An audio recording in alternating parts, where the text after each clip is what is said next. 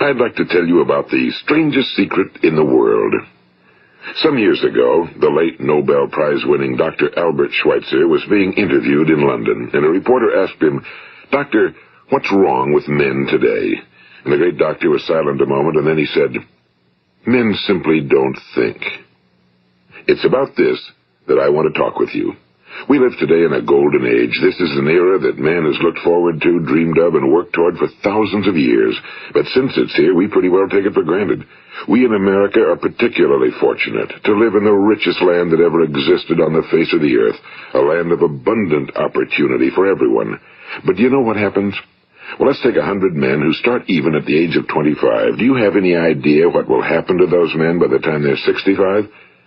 These 100 men who all start even at the age of 25 believe they're going to be successful. If you ask any one of these men if he wanted to be a success, he'd tell you he did. And you'd notice that he was eager toward life, that there was a certain sparkle to his eye, an erectness to his carriage, and life seemed like a pretty interesting adventure to him. But by the time they're 65, 1 will be rich. 4 will be financially independent. 5 will still be working. 54 will be broke. Now think a moment. Out of the 100, only 5 make the grade. Now why do so many fail? What has happened to the sparkle that was there when they were 25? What's become of the dreams, the hopes, the plans? And why is there such a large disparity between what these men intended to do and what they actually accomplished? When we say about 5% achieve success, we have to define success. And here's the best definition I've ever been able to find.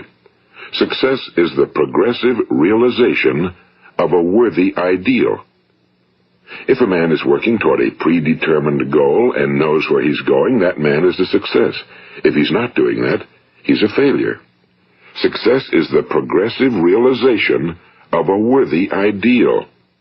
Rollo May, the distinguished psychiatrist, wrote a wonderful book called Man's Search for Himself. And in this book he says, the opposite of courage in our society is not cowardice. It is conformity. And there you have the trouble today. It's conformity, people acting like everyone else without knowing why, without knowing where they're going. Now think of it. In America right now, there are over 18 million people 65 years of age and older. And most of them are broke. They're dependent on someone else for life's necessities. Now, we learn to read by the time we're 7. We learn to make a living by the time we're 25. Usually by that time, we're not only making a living, we're supporting a family. And yet by the time we're 65, we haven't learned how to become financially independent in the richest land that has ever been known. Why? We conform. And the trouble is that we're acting like the wrong percentage group, the 95 who don't succeed. Now, why do these people conform? Well, they really don't know. These people believe that their lives are shaped by circumstances, by things that happen to them, by exterior forces. They're outer-directed people. A survey was made one time that covered a lot of men, working men, and these men were asked, "Why do you work? Why do you get up in the morning?" 19 out of 20 had no idea. If you ask them, they'll say, well, everyone goes to work in the morning, and that's the reason they do it, because everyone else is doing it. Now let's get back to our definition of success. Who succeeds? The only person who succeeds is the person who is progressively realizing a worthy ideal. He's the person who says, I'm going to become this, and then begins to work toward that goal. I'll tell you who the successful people are. A success is the school teacher who's teaching school because that's what he or she wants to do. The success is the woman who's a wife and mother because she wanted to become a wife and mother and is doing a good job of it. The success is the man who runs the corner gas station because that was his dream. That's what he wanted to do. The success is the successful salesman who wants to become a top-notch salesman and grow and build with his organization. A success is anyone who is doing deliberately a predetermined job because that's what he decided to do deliberately. But only 1 out of 20 does that. That's why today there isn't really any competition unless we make it for ourselves. Instead of competing, all we have to do is create. You know, for 20 years I looked for the key which would determine what would happen to a human being. Was there a key I wanted to know which would make the future a promise that we could foretell to a large extent? Was there a key that would guarantee a person's becoming successful if he only knew about it and knew how to use it? Well, there is such a key, and I've found it. Have you ever wondered why so many men work so hard and honestly without ever achieving anything in particular, and others don't seem to work hard and yet seem to get everything? They seem to have the magic touch. You've heard them say that about someone. Everything he touches turns to gold. And have you ever noticed that a man who becomes successful tends to continue to become successful? And on the other hand, have you noticed how a man who's a failure tends to continue to fail? Well, it's because of goals.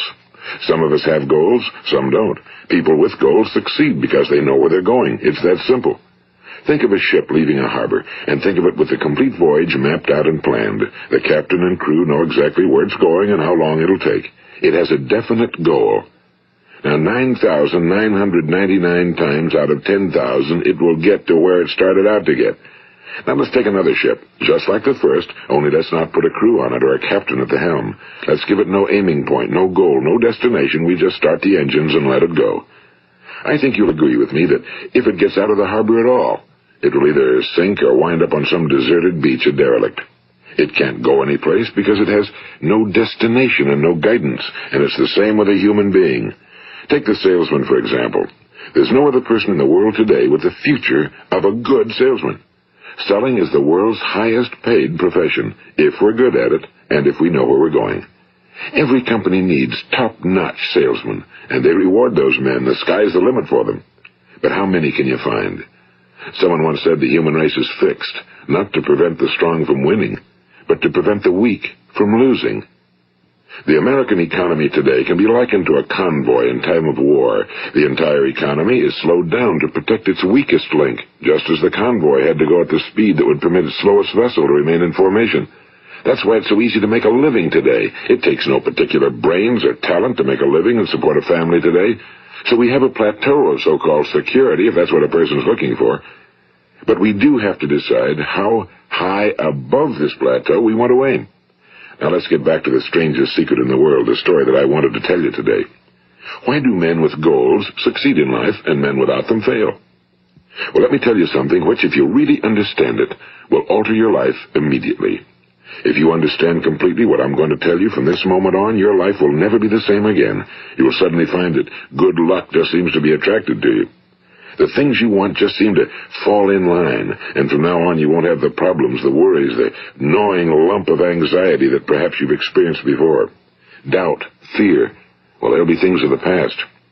Here's the key to success and the key to failure. We become what we think about. Now let me say that again. We become what we think about. Throughout all history, the great wise men and teachers, philosophers and prophets have disagreed with one another on many different things. It's only on this one point that they are in complete and unanimous agreement. Listen to what Marcus Aurelius, the great Roman emperor, said. A man's life is what his thoughts make of it. Disraeli said this, everything comes if a man will only wait. I've brought myself by long meditation to the conviction that a human being with a settled purpose must accomplish it, and that nothing can resist a will that will stake even existence for its fulfillment. Ralph Waldo Emerson said this, a man is what he thinks about all day long. William James said, the greatest discovery of my generation is that human beings can alter their lives by altering their attitudes of mind. And he also said, we need only in cold blood act as if the thing in question were real, and it will become infallibly real by growing into such a connection with our life that it will become real. It will become so knit with habit and emotion that our interest in it will be those which characterize belief. And he also said, if you only care enough for a result, you will almost certainly attain it. If you wish to be rich, you will be rich. If you wish to be learned, you will be learned. If you wish to be good, you will be good. Only you must then really wish these things and wish them exclusively, and not wish at the same time 100 other incompatible things just as strongly. In the Bible, you read in Mark 9:23, if thou canst believe, all things are possible to him that believeth. My old friend Dr. Norman Vincent Peale put it this way, this is one of the greatest laws in the universe. Fervently do I wish I had discovered it as a very young man. It dawned upon me much later in life, and I found it to be one of the greatest, if not my greatest discovery outside of my relationship to God. The great law, briefly and simply stated, is that if you think in negative terms, you will get negative results. If you think in positive terms, you will achieve positive results. That is the simple fact, he went on to say, which is at the basis of an astonishing law of prosperity and success. In 3 words, believe and succeed. William Shakespeare put it this way: our doubts are traitors and make us lose the good we oft might win by fearing to attempt. George Bernard Shaw said, people are always blaming their circumstances for what they are. I don't believe in circumstances. The people who get on in this world are the people who get up and look for the circumstances they want, and if they can't find them, make them. Well, that's pretty apparent, isn't it? And every person who discovered this for a while believed that he was the first one to work it out. We become what we think about. Now, it stands to reason that a person who's thinking about a concrete and worthwhile goal is going to reach it, because that's what he's thinking about, and we become what we think about. Conversely, the man who has no goal, who doesn't know where he's going, and whose thoughts must therefore be thoughts of confusion and anxiety and fear and worry, becomes what he thinks about. His life becomes one of frustration and fear and anxiety and worry. And if he thinks about nothing, he becomes nothing. Now, how does it work? Why do we become what we think about? Well, I'll tell you how it works as far as we know. Now, to do this, I want to tell you about a situation that parallels the human mind. Suppose a farmer has some land, and it's good fertile land. Now, the land gives the farmer a choice. He may plant in that land whatever he chooses. The land doesn't care. It's up to the farmer to make the decision. Now, remember, we're comparing the human mind with the land because the mind, like the land, doesn't care what you plant in it. It will return what you plant, but it doesn't care what you plant. Now let's say that the farmer has 2 seeds in his hand. One is a seed of corn, the other is nightshade, a deadly poison. He digs 2 little holes in the earth and he plants both seeds, one corn, the other nightshade. He covers up the holes, waters, and takes care of the land, and what will happen? Invariably the land will return what's planted. As it's written in the Bible, as ye sow, so shall ye reap. Now remember, the land doesn't care. It'll return poison in just as wonderful abundance as it will corn. So up come the 2 plants, one corn, one poison. Now, the human mind is far more fertile, far more incredible and mysterious than the land, but it works the same way. It doesn't care what we plant. Success, failure. A concrete, worthwhile goal, or confusion. Misunderstanding, fear, anxiety, and so on. But what we plant, it must return to us. You see, the human mind is the last great unexplored continent on Earth. It contains riches beyond our wildest dreams. It will return anything we want to plant. Now, you might say, well, if that's true, why don't people use their minds more? Well, I think they figured out an answer to that one, too. Our mind comes as standard equipment at birth. It's free, and things that are given to us for nothing we place little value on. Things that we pay money for, we value. The paradox is that exactly the reverse is true. Everything that's really worthwhile in life came to us free. Our minds, our souls, our bodies, our hopes, our dreams, our ambitions, our intelligence, our love of family and children and friends and country, all these priceless possessions are free. But the things that cost us money are actually very cheap and can be replaced at any time. A good man can be completely wiped out and make another fortune. He can do that several times. Even if our home burns down, we can rebuild it. But the things we got for nothing, we can never replace. The human mind isn't used because we take it for granted. Familiarity breeds contempt. It can do any kind of job we assign to it, but generally speaking, we use it for little jobs instead of big, important ones. Universities have proved that most of us are operating on about 10% or less of our abilities. So decide now, what is it you want? Plant your goal in your mind. It's the most important decision you ever make in your entire life. What is it you want? Do you want to be an outstanding salesman? A better worker at your particular job? Do you want to go places in your company? In your community? Do you want to get rich? All you've got to do is plant that seed in your mind, care for it, work steadily toward your goal, and it will become a reality. It not only will, there's no way that it cannot. You see, that's a law, like the laws of Sir Isaac Newton, the laws of gravity. If you get on top of a building and jump off, you'll always go down. You'll never go up, and it's the same with all the other laws of nature. They always work. They're inflexible. Think about your goal in a relaxed, positive way. Picture yourself in your mind's eye as having already achieved this goal. See yourself doing the things you will be doing when you've reached your goal. Ours has been called the phenobarbital age, the age of ulcers and nervous breakdowns and tranquilizers, at a time when medical research has raised us to a new plateau of good health and longevity. Far too many of us worry ourselves into an early grave trying to cope with things in our own little personal ways without learning a few great laws that will take care of everything for us. These things we bring on ourselves through our habitual way of thinking. Every one of us is the sum total of his own thoughts. He is where he is because that's exactly where he really wants to be, whether he'll admit that or not. Each of us must live off the fruit of his thoughts in the future, because what you think today and tomorrow, next month and next year, will mold your life and determine your future. You're guided by your mind. I remember one time I was driving through eastern Arizona, and I saw one of those giant earth-moving machines roaring along the road at about 35 miles an hour with what looked like 30 tons of dirt in it. A tremendous, incredible machine, and there was a little man perched way up on top with the wheel in his hands guiding it. And as I drove along, I was struck by the similarity of that machine to the human mind. Just suppose you're sitting at the controls of such a vast source of energy. Are you going to sit back and fold your arms and let it run itself into a ditch?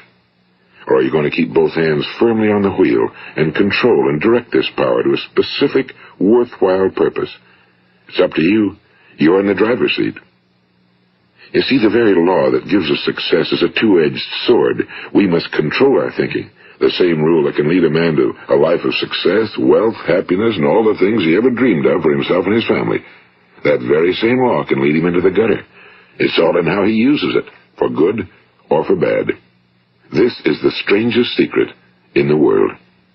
Now, why do I say it's strange, and why do I call it a secret? Actually, it isn't a secret at all. It was first promulgated by some of the earliest wise men, and it appears again and again throughout the Bible, but very few people have learned it, understand it. That's why it's strange, and why for some equally strange reason it virtually remains a secret. I believe that you could go out and walk down the main street of your town and ask one man after another what the secret of success is, and you probably wouldn't run into one man in a month who could tell you. Now, this information is enormously valuable to us if we really understand it and apply it.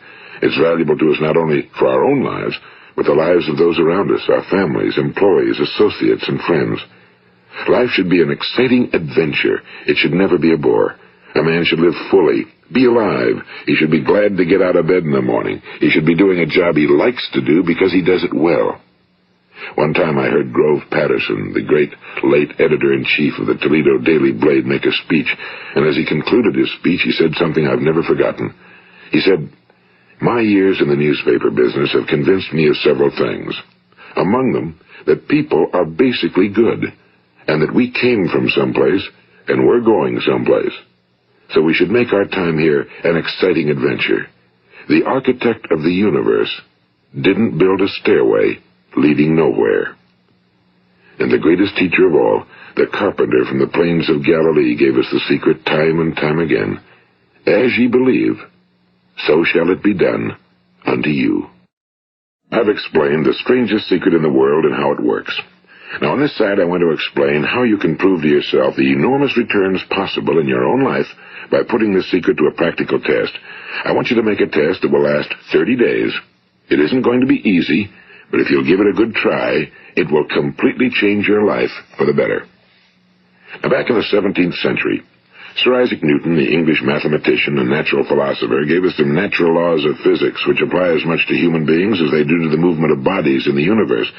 And one of these laws is that for every action, there is an equal and opposite reaction. Simply stated, as it applies to you and me, it means we can achieve nothing without paying the price.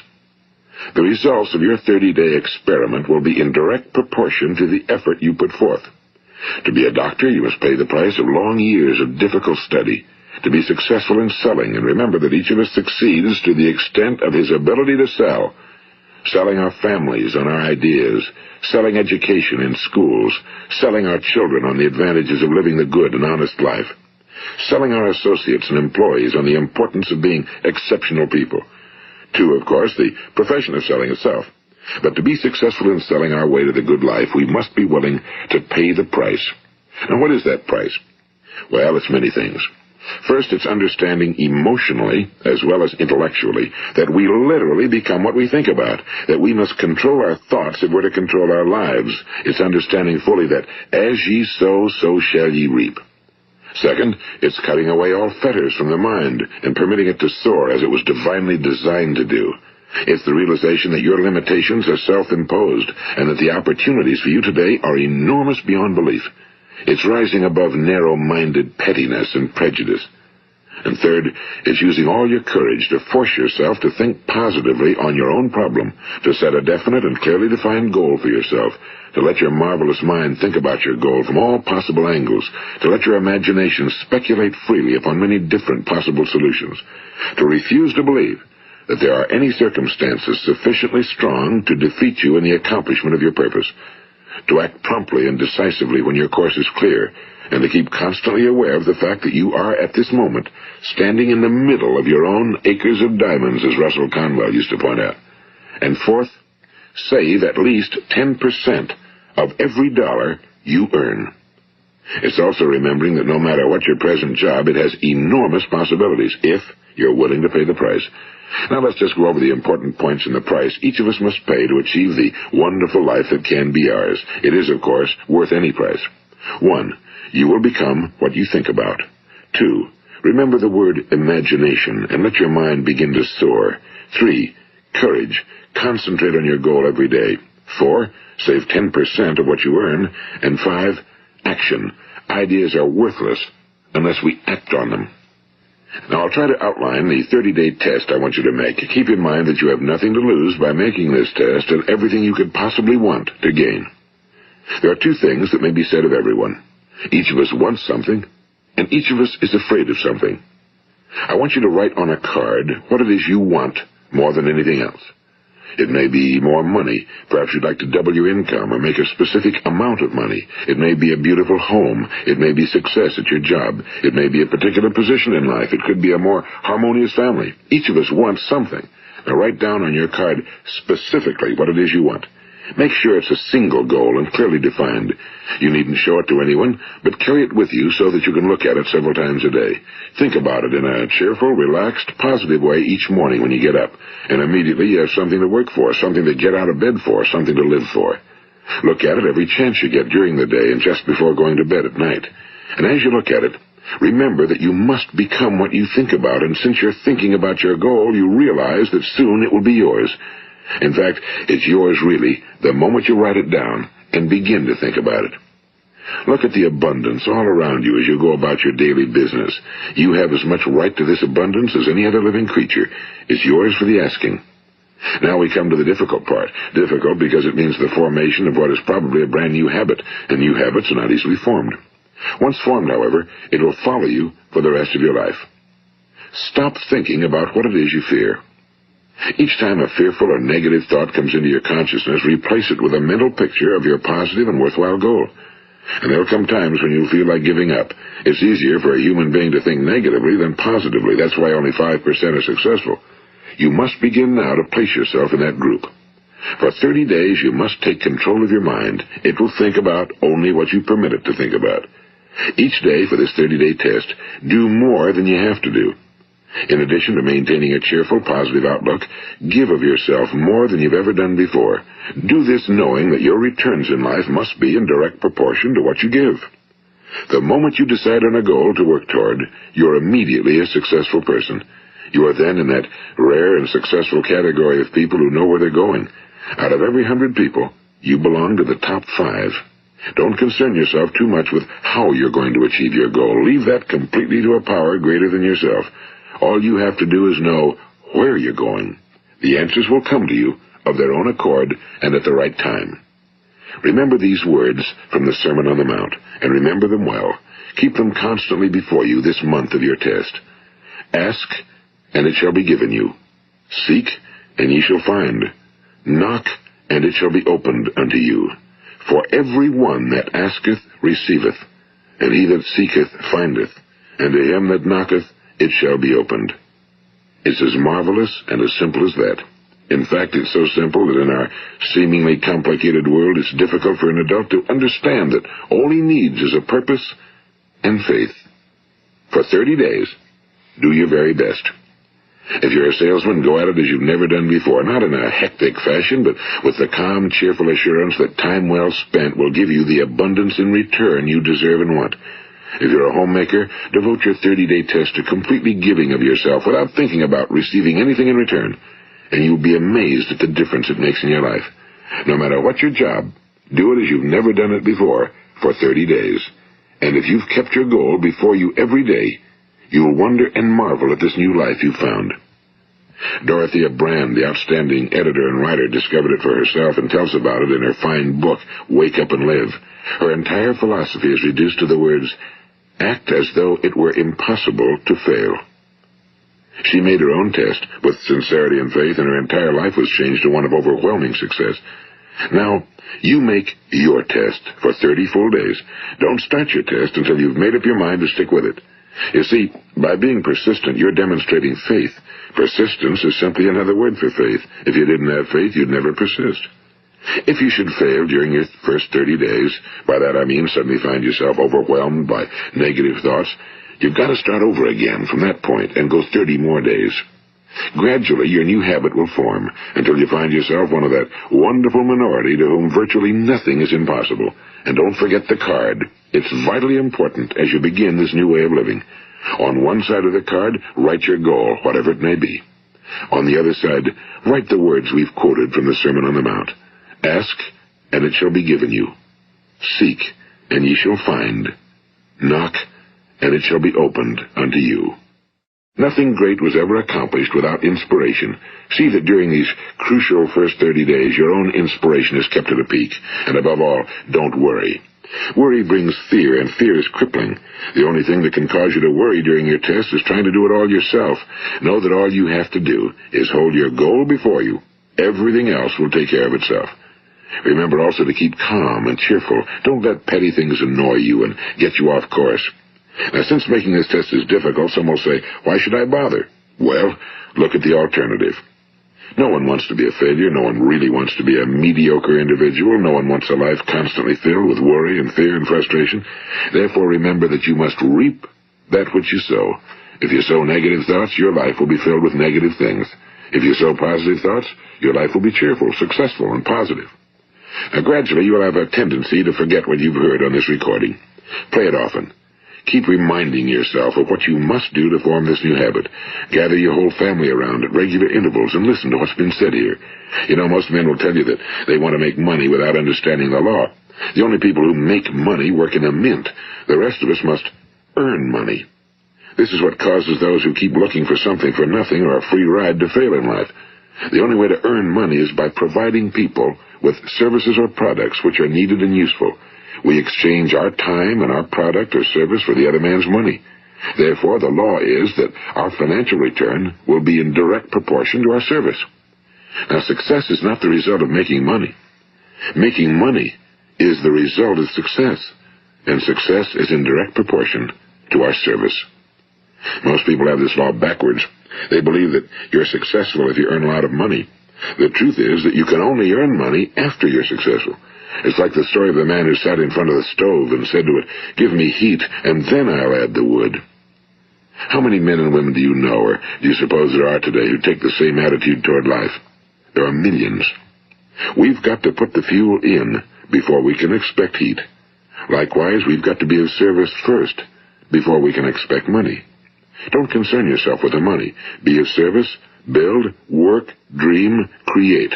Do this, and you'll find there's no limit to the prosperity and abundance that will come to you. Prosperity, you know, is founded upon a law of mutual exchange. Any person who contributes to prosperity must prosper in turn himself. Sometimes the return will not come from those you serve, but it must come to you from someplace, because that's the law. For every action, there is an equal and opposite reaction. As you go daily through your 30-day test period, remember that your success will always be measured by the quality and quantity of service you render, and money is a yardstick for measuring this service. No man can get rich himself unless he enriches others. Now, there are no exceptions to a law. You can drive down any street in America and from your car estimate the service that's being rendered by the people living on that street. Had you ever thought of this yardstick before? It's interesting. Some, like ministers and priests and other devoted people, measure their returns in the realm of the spiritual, but again, their returns are equal to their service. Once this law is fully understood, any thinking person can tell his own fortune. If he wants more, he must be of more service to those from whom he receives his return. If he wants less, he has only to reduce his service. This is the price you must pay for what you want. If you believe you can enrich yourself by deluding others, you can end only by deluding yourself. It may take some time, but just as surely as you breathe, you'll get back what you put out. Don't ever make the mistake of thinking you can avert this. It's impossible. The prisons and the streets where the lonely walk are filled with people who tried to make new laws just for themselves. We may avoid the laws of man for a while, but there are greater laws that cannot be broken. An outstanding medical doctor recently pointed out 6 steps that will help you realize success. 1. Set yourself a definite goal. 2. Quit running yourself down. 3. Stop thinking of all the reasons why you cannot be successful and instead think of all the reasons why you can. 4. Trace your attitudes back through your childhood and try to discover where you first got the idea you couldn't be successful, if that's the way you've been thinking. 5. Change the image you have of yourself by writing out a description of the person you would like to be. And 6. Act the part of the successful person you have decided to become. The doctor who wrote those words is a noted West Coast psychiatrist, Dr. David Harold Fink. Do what the experts since the dawn of recorded history have told you must do. Pay the price by becoming the person you want to become. It's not nearly as difficult as living unsuccessfully. Make your 30-day test, then repeat it again, and each time it will become more a part of you until you'll wonder how you could ever have lived any other way. Live this new way, and the floodgates of abundance will open and pour over you more riches than you may have dreamed existed. Money? Yes, lots of it. But what's more important, you'll have peace. You'll be in that wonderful minority who lead calm, cheerful, successful lives. Start today. You have nothing to lose, but you have a whole life to win. This is Earl Nightingale, and thank you.